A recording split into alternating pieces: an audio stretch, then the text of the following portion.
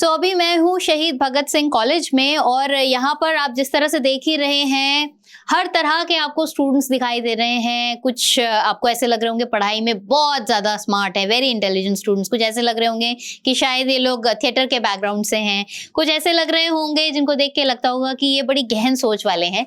तो वो सारा कुछ हम जानेंगे इधर और इनसे मेरे सवालों का जो सिलसिला है वो जारी रहेगा। तो let's start from you. Your good name? I'm Mehak Nagrani. I am pursuing Bachelor's of Arts in Economics and Commerce. Economics major student हूँ। अच्छा, तो अगर इकोनॉमिक्स की हम बात करें और उसी से रिलेटेड मैं आपसे सवाल पूछूं तो आपसे जानना चाहेंगे कि अभी जीएसटी में जिस तरह के बदलाव आए हैं और काफी सारी चीजों में जीएसटी काफी कम हो गया है, एज अ स्टूडेंट आपको किन चीजों में बेनिफिट होने वाला है जीएसटी डिक्रीज होने की वजह से? आई थिंक काफ़ी चीज़ों में मेनली लिविंग एक्सपेंसेस कंसिडरिंग मैं घर से दूर रहती हूँ, तो छोटी मोटी चीज़ें, खाने का सामान और डेयरी प्रोडक्ट्स, मिल्क, चीज़, बटर, इन सब में 5% से 0% रिडक्शन हुआ है। तो वो काफ़ी अच्छी चीज़ है। अदर देन दैट कुछ गुड्स है जिसमें 40% हो गया है। तो I think as in general as students things like alcohol, things like cigarettes, उनमें 40% GST हो गया, which I think also is a great initiative. And other than that, transportation, vehicle and इसी चीजों में, दवाइयों में, मेडिसिन में, इसमें भी काफी रिडक्शन हुआ है। तो as students, I think that's very beneficial for us.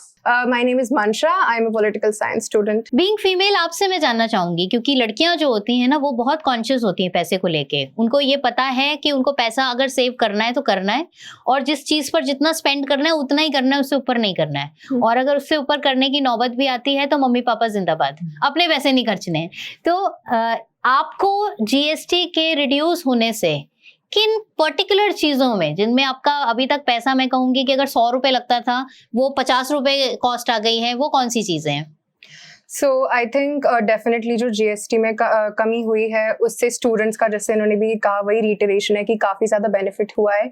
और जैसे आपने कहा कि फीमेल स्टूडेंट्स कॉलेजेस में होती हैं, सो आई थिंक हम सबको बजट मिलता है जो जिससे हम अपना पूरा सब करते हैं। सो आई थिंक डेफिनेटली जब ओवरऑल जीडीपी, क्योंकि वो छोटी छोटी चीजें होती हैं जो लाइक मे बी सरकार सोच रही है बट एवरीडे में जिन लोगों का वो नहीं होता वो नहीं सोचते होंगे।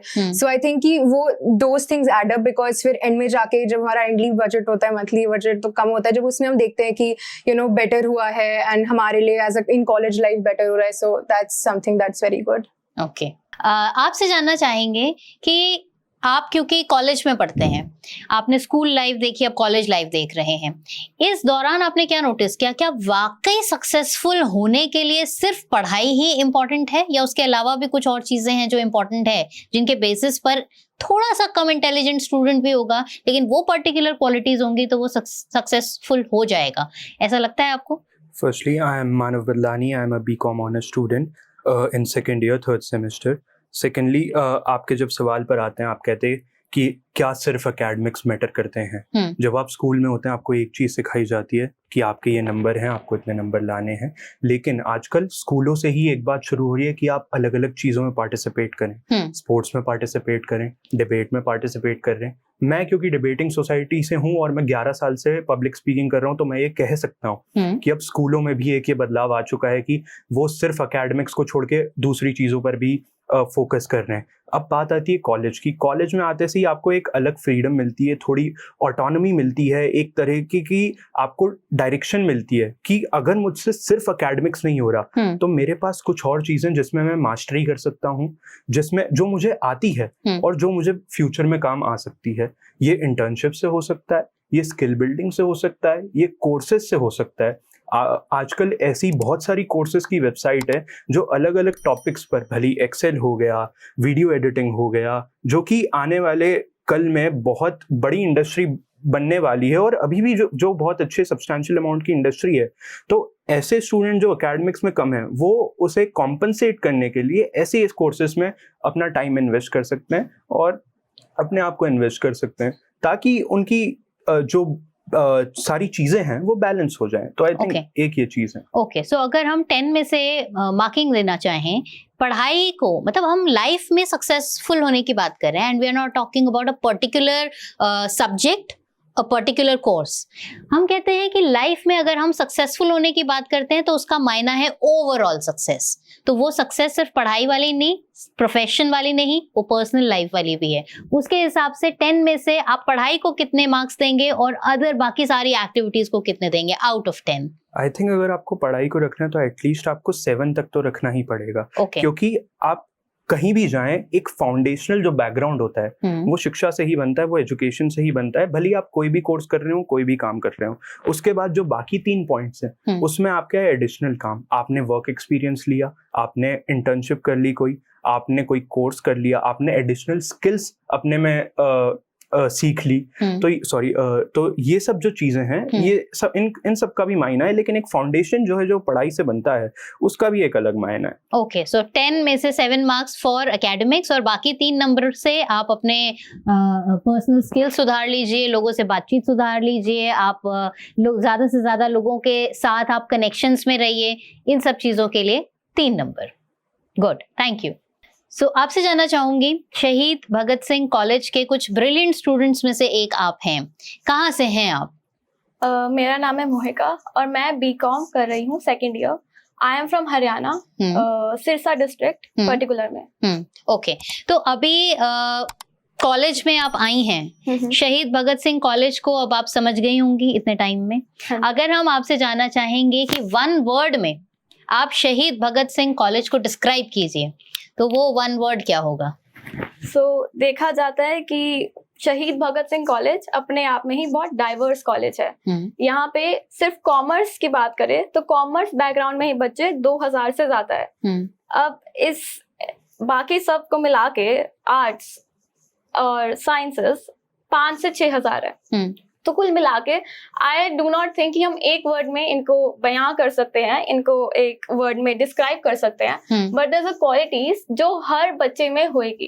अगर वो इतने अच्छे साउथ कैंपस के one of the top colleges में है, दैट इज शहीद भगत सिंह कॉलेज, देन उनके पास कुछ ऐसी क्वालिटीज होंगी जो शहीद भगत सिंह ने अपने आप में एक तरह से दिखाई, जो बच्चों को अट्रैक्ट की।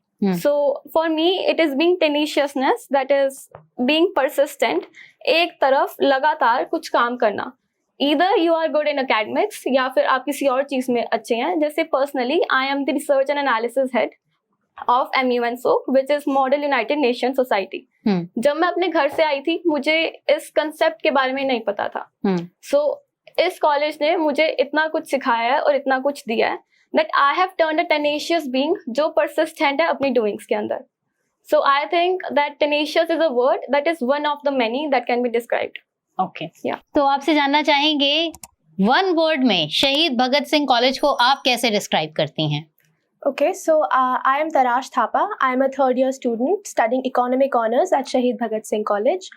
एंड अगर मुझे डिस्क्राइब करना हो सारे स्टूडेंट्स को ऑफ शहीद भगत सिंह कॉलेज, तो मैं बोथ कॉलेज एंड स्टूडेंट को रेजिलिएंट बोलूँगी। बिकॉज हमारे अंदर एक बहुत अच्छा स्ट्रेंथ है that we are resilient towards the stuff that we do. And if अगर हम इस कॉलेज को देखें, हमारे कॉलेज ने for the past 3 years that I have been in this college इतने ज़्यादा रिफॉर्म्स लाए हैं that I couldn't be more proud of. क्योंकि हमारे इंफ्रास्ट्रक्चर से लेके हमारे रिफॉर्म से लेके I personally have been appointed as an NEP Sarathi, जो कि मैं एक स्टूडेंट एम्बेसडर हूँ जो DU को रिप्रेजेंट करती है। I represent DU and I represent my college. तो यहाँ पे जो भी एजुकेशन पॉलिसीज़ हैं जो स्टूडेंट को इन्फॉर्म करने के लायक हो, जो अवेयरनेस क्रिएट करने के लिए हो, I do that. I have created help desk and ये सारा अपॉर्चुनिटी मुझे मिला है अपने कॉलेज से, मेरे प्रिंसिपल हमारे प्रिंसिपल अथरी सर से एंड मेरे प्रोफेसर नमन जैन सर से। सो इस कॉलेज ने मुझे अपॉर्चुनिटीज़ प्रोवाइड की हैं जिससे आई एम वेरी ग्रेटफुल फॉर। जैसे दिस टाइम मैं इकोनॉमिक सोसाइटी के प्रेसिडेंट भी बन गई हूँ। सो ऐसे अपॉर्चुनिटीज़ आई डोंट थिंक मुझे अलग कहीं जगह से मिला है। So I am very grateful to this college and resilient is the word I will describe my college and the students. And I must appreciate you, I must compliment you that you are the beautiful representation of Shahid Bhagat Singh College. Thank you. Thank you so much. सो हमारे साथ है पवित्र अग्रवाल, शहीद Bhagat Singh college के student हैं और दिल्लीite हैं। तो इनसे जानना चाहेंगे, अब आप दिल्ली में हो तो डेफिनेटली आपने FM रेनबो तो जरूर ही सुना होगा। FM रेनबो या आकाशवाणी का कौन सा ऐसा कार्यक्रम है जो एज अ स्टूडेंट आपको बहुत पसंद है? Pariksha Pe Charcha is one of my favourites program for FM radio. इसमें basically as a student I get a lot of knowledge कि मेरे को कैसे प्रिपेयर करना है, कैसे फ्यूचर स्टडीज के लिए मेरे को रेडी होना है, कौन से एग्जाम्स है, गवर्नमेंट हमें क्या क्या प्रोवाइड कर रही है कि हम कैसे प्रमोट कर पाए अपने studies and all. Okay, good. हमारे साथ है इस समय रजनीश, शहीद भगत सिंह कॉलेज के स्टूडेंट हैं। रजनीश, सबसे पहले जानना चाहेंगे आपका कोर्स कौन सा है? Political science honours. Political science. Yes. तो जानना चाहेंगे, अगर हम आपको कोई बात, कोई खबर पहुंचानी है दूर दूर तक, लोगों तक, तो आपको क्या लगता है FM चैनल के जरिए लोगों के अंदर किस तरह से लोगों तक आप कैसे अपनी बातें पहुंचा सकते हो और किस तरह से FM चैनल्स अपनी रीच बना पाने में सक्सेसफुल हैं? जैसा कि आज़ादी के समय 1947 के पहले ड्यूरिंग द फ्रीडम स्ट्रगल, तो जो भी इंफॉर्मेशन जो लीडर्स थे जैसे महात्मा गांधी, जवाहरलाल नेहरू, उनको कोई भी मैसेज या मासेस तक पहुंचाना या जनरल पब्लिक तक पहुंचाना था, तो उन्होंने रेडियो के सहारे पूरे भारत में अपना जो भी आंदोलन था आज़ादी का, वो रेडियो के थ्रू पहुंचाया था। तब से रेडियो का जन्म हुआ और पंडित नेहरू ने बहुत ज्यादा कंट्रीब्यूशन किया था रेडियो को इवॉल्व करने में 1947 के बाद। और 2004-2005 के दशक में भी रेडियो और FM का बहुत ज़्यादा ही महत्व रहा है पूरे भारत में। जो भी इंफॉर्मेशन पहुंचानी है या कोई भी मासेस तक कोई भी पर्टिकुलर इंफॉर्मेशन देनी है, तो उसमें रेडियो का बहुत बड़ा कंट्रीब्यूशन रहा है। और आज के समय में आपको लगता है कि वो कंट्रीब्यूशन उतना ही है, उससे ज़्यादा हो गया या कम हुआ है? थोड़ा बहुत तो लेकिन ये कम हुआ है। लेकिन अभी मैंने हाल ही में एक ministry of information and broadcasting की रिपोर्ट पढ़ी थी जिसमें 13 न्यू सिटीज़ में वो FM रेडियो और इसका इंस्टीट्यूट और बहुत सारे सेंटर्स खोल रहे हैं। तो गवर्नमेंट अगर इस पे इनिशिएटिव ले रही है तो कुछ सोच समझ कर ही ले रही है। तो अभी मैं मानता हूँ कि FM रेडियो का जो सिग्निफिकेंस और जो डेवलपमेंट है वो और आगे चल रहा है। जी, थैंक यू सो मच। सो हमारे साथ है आनंदी फ्रॉम शहीद भगत सिंह कॉलेज। आनंदी, आपसे जानना चाहेंगे, अभी आप फ्रेशर हैं, कहाँ, कौन से शहर से हैं आप? कानपुर, उत्तर प्रदेश। ओके, तो कानपुर से दिल्ली आप आई हैं, एज अ फ्रेशर आपने कॉलेज को क्या जज किया? कॉलेज इज बहुत डाइवर्स कॉलेज है, बहुत अच्छे लोग हैं। All the seniors that I have met, they are so talented, they are so helpful. और यहाँ के प्रोफेसर भी बहुत सपोर्टिव हैं, बहुत अच्छे से समझना बच्चों को, और खुद के काम में भी दे आर सो डेडिकेटेड कि हमें कभी ऐसा फील नहीं हुआ कि घर से दूर हैं तो यहाँ पे घर जैसा माहौल नहीं। अच्छा, तो मम्मी पापा को भी ला सकते हो? Sure, would love to. या आपने अपने प्रोफेसर्स को ही अपने पेरेंट्स बना लिया है? Definitely, they are so supportive, constant support रहता है उनका, and they also keep asking कि घर से जो दूर हैं उन्हें यहाँ पे सही लग रहा है कि नहीं लग रहा है। बहुत सपोर्टिव है, बहुत अच्छे प्रोफेसर्स हैं, और कॉलेज भी it's wonderful. Okay, and what about friendships and all? आपके साथ जो फ्रेंड्स हैं उनके साथ कितने फ्रेंड्स बन गए? It's 2 large groups of at least 7-8 people. अच्छा, okay.